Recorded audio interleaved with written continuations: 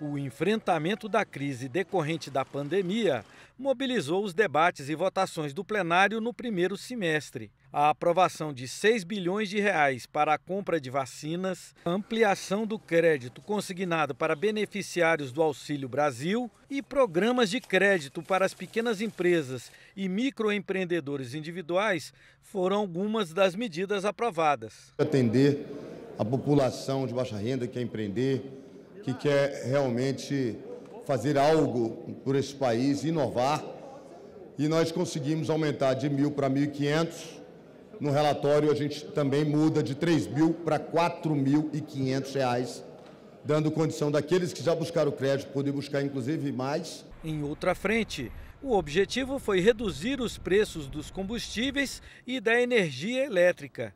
Os deputados aprovaram crédito aos consumidores na conta de luz por cobranças indevidas, a venda direta das cooperativas de álcool para os postos de combustíveis e a restrição na cobrança do ICMS de combustíveis e energia elétrica. Não é justo que um cidadão que hoje tem dificuldade de honrar seus compromissos pague, em média, de 25% a 27% na fatura de energia elétrica.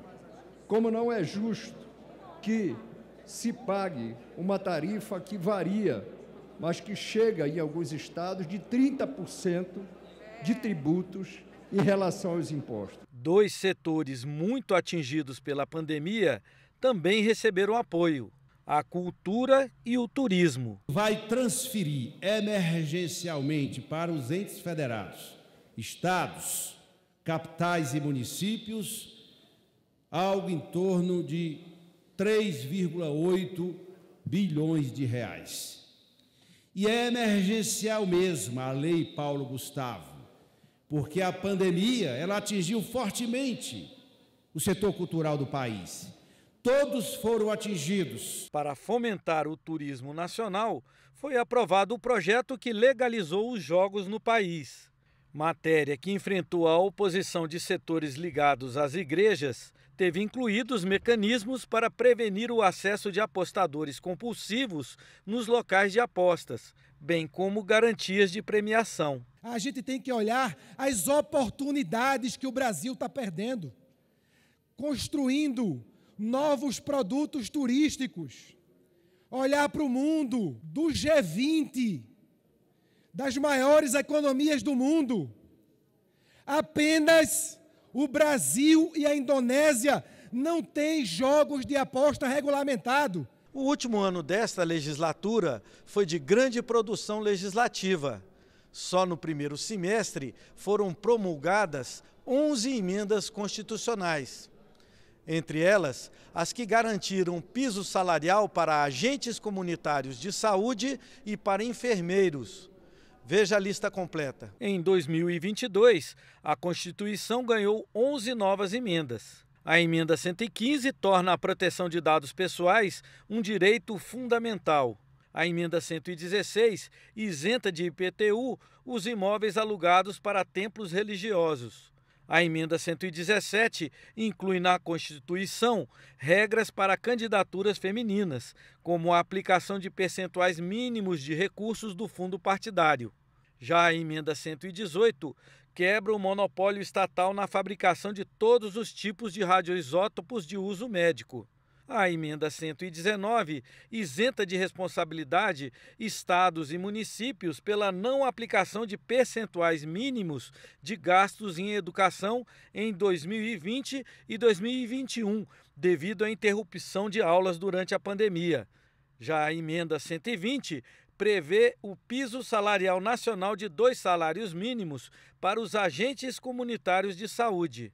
A emenda 121 restabelece benefícios tributários a empresas de tecnologia da informação e comunicação e de semicondutores. A emenda 122 eleva de 65 para 70 anos a idade máxima dos nomeados aos cargos de juízes e ministros de tribunais regionais federais e de tribunais superiores. A emenda 123, também conhecida como PEC dos auxílios, permite ao governo federal gastar por fora do teto de gastos mais de 41 bilhões de reais até o fim do ano para aumentar benefícios sociais.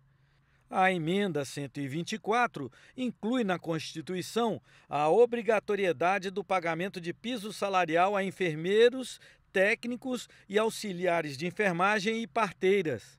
E a emenda 125, que estabelece limites para recursos ao Superior Tribunal de Justiça, deve reduzir pela metade o número de processos que chegam ao STJ. Ainda foram aprovados outros marcos regulatórios importantes.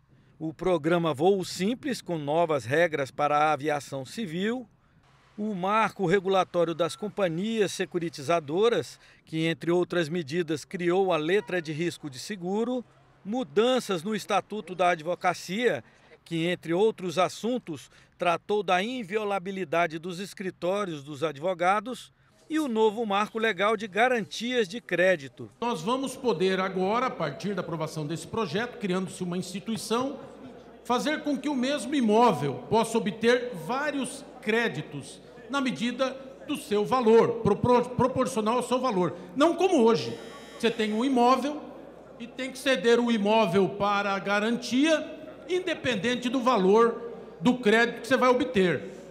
Então, a estratégia é essa, ela é boa no sentido de melhorar as condições de crédito, dar mais garantias, que é isso que faz com que diminua os juros do crédito. O semestre de votações foi encerrado com a aprovação do projeto de lei de diretrizes orçamentárias, que determina as metas e prioridades para os gastos públicos do ano que vem.